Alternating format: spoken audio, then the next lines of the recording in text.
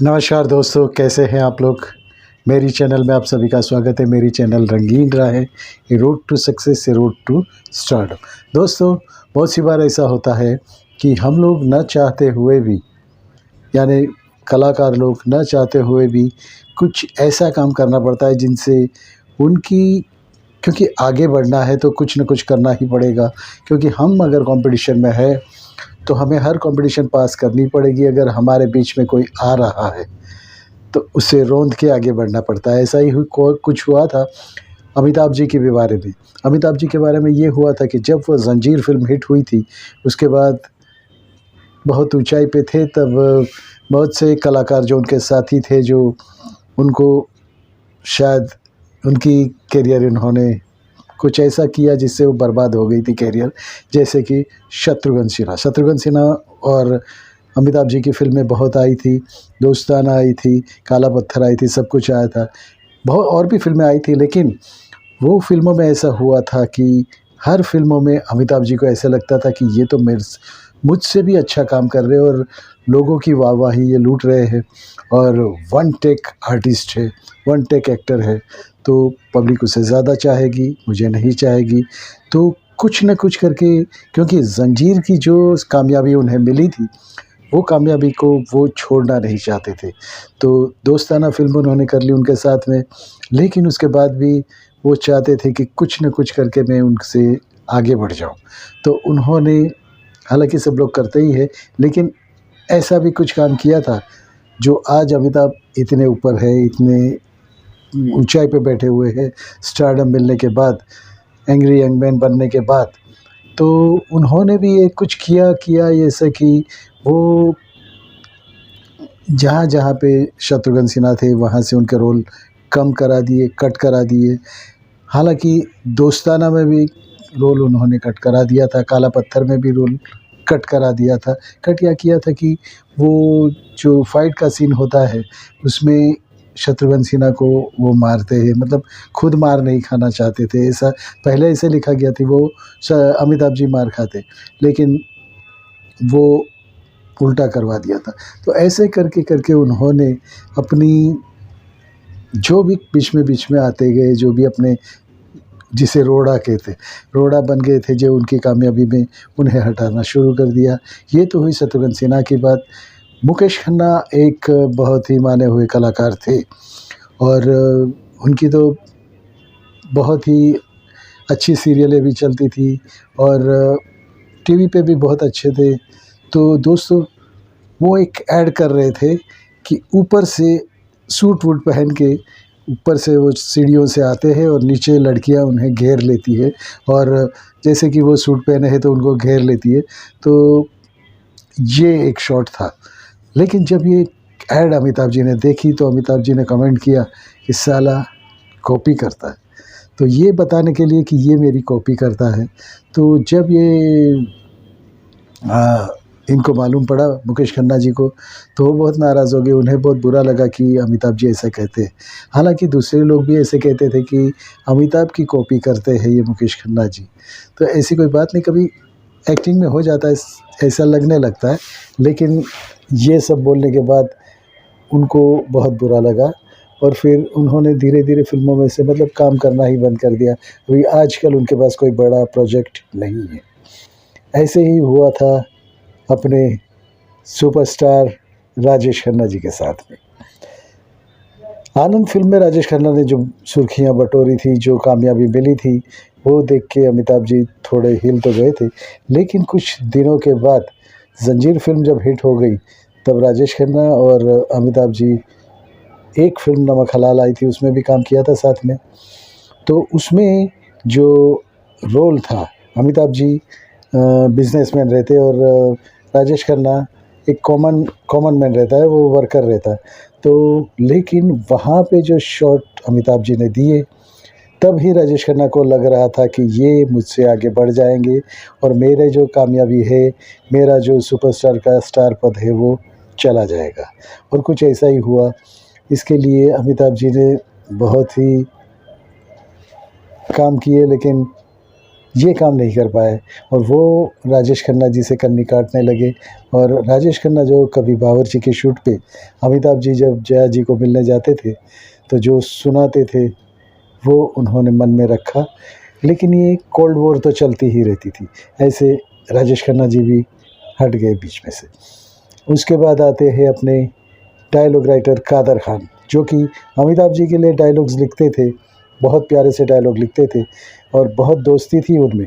तो एक बार जब शूटिंग पे जा रहे थे, शूटिंग पे अमिताभ जी थे, तो वहाँ पे मिलने के लिए कादर खान जी पहुँच गए और वहाँ जाके उन्होंने कहा कि अमिताभ कहाँ है, अमिताभ कहाँ है, क्योंकि वो भी उनसे जूनियर ही थे। तो अमिताभ कहाँ है ऐसा कहा, तो वहाँ जो रहते हुए जो उनके जो अटेंडेंट थे वो बोले कि नहीं, उनको सर जी बोलिए, क्योंकि अमिताभ जी ने ही कहा है कि मुझे सर जी बोलिए। तो कादर खान को बुरा लग गया, कादर खान ने कहा मैं सर जी नहीं बोलूँगा। उसके बाद अमिताभ ने जहाँ जहाँ पे कादर खान डायलॉग्स लिखते थे वहाँ से उनको उनका पत्ता कटा करा के उनको बेकाम का कर दिया, यानी कुछ काम ही नहीं रहा उनके पास।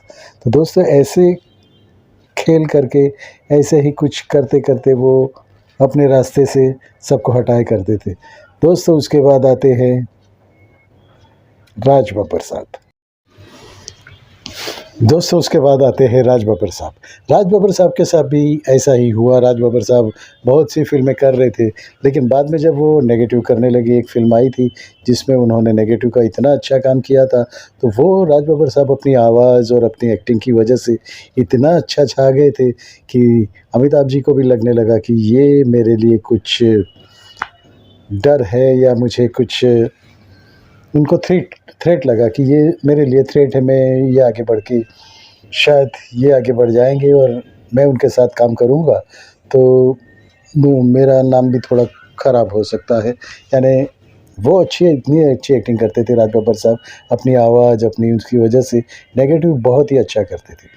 तो दोस्तों उनको भी उन्होंने अपनी पहचान से, अपनी पहुँच से उस फ़िल्म से हटा लिया जहाँ पे अमिताभ जी थे, जहाँ पे उनके सामने राज बब्बर साहब आए थे, तो कैसे भी करके उनको वहाँ से हटा देते थे। तो दोस्तों ये भी, और उनके बाद राज बब्बर साहब की भी कैरियर ख़त्म हो गई। वो तो चलो पॉलिटिक्स में चले गए, लेकिन ये कलाकार की ऐसा नहीं करना चाहिए। लेकिन क्या होता है कि जो भूख होती है, मैं ऊपर रहूँगा, मैं हूँ, सब कुछ मैं ही हूँ, मैं ही नंबर 1 हूँ, मैं ही सुपरस्टार हूँ, तो उसके सामने ये चाल खेलते हैं। तो ऐसा ही कुछ हुआ था। तो दोस्तों कादर खान जी हो गए, शत्रुघ्न सिन्हा जी हो गए, राज बब्बर साहब हो गए, मुकेश खन्ना जी हो गए और बहुत से कलाकारों को उन्होंने ऐसा काम किया है। तो दोस्तों ये तो आपको शायद बुरा लगेगा, जो भी अमिताभ के चाहक होंगे उन्हें तो बुरा लगेगा, लेकिन ये सच्चाई है और ये सच्चाई हर एक को खेलनी ही पड़ती है। ये तो एक खेल है, एज ए गेम अगर लेते हो तो ये गेम है और सामने वाले को, जैसे कहते हैं ना कि प्यार और लव या तो लड़ाई में सब कुछ जायज़ है, तो यही ये लोग मानते हैं। दोस्तों उसके बाद आते हैं उसके बाद आते हैं विनोद खन्ना जी। विनोद खन्ना जी जो कि उन्हें ऐसी टक्कर दे रहे थे उस दौर में, बहुत सी फ़िल्में उन्होंने साथ की। अमिताभ बच्चन और विनोद खन्ना जी ने बहुत सी फ़िल्में साथ में की, अमर अकबर एंथनी और बहुत सी मानी हुई फ़िल्में की थी। तो विनोद खन्ना हाइट में भी बड़े थे, एक्टिंग में भी बड़े थे। वो एक्टिंग में इतने अच्छे थे कि अमिताभ जी को लगने लगा कि ये अगर हो गए तो मैं नंबर 1 नहीं बन पाऊँगा। तो उन्होंने भी उनके लिए कुछ किया, लेकिन वक्त ही कुछ ऐसा बदला, जैसे कि विनोद खन्ना जी ओशो के आश्रम में चले गए। उसकी वजह से जो सूनापन था या जो वो जगह जो खाली हुई थी वो अमिताभ जी को मिल गई। लेकिन ओशो के आश्रम के बाद आने के बाद भी विनोद खन्ना ने बहुत सी अच्छी फ़िल्में दी, बहुत सी फ़िल्में उनकी सुपर हिट रही। सत्यमेव जयते फ़िल्म हिट रही, चांदनी में भी अच्छा काम किया।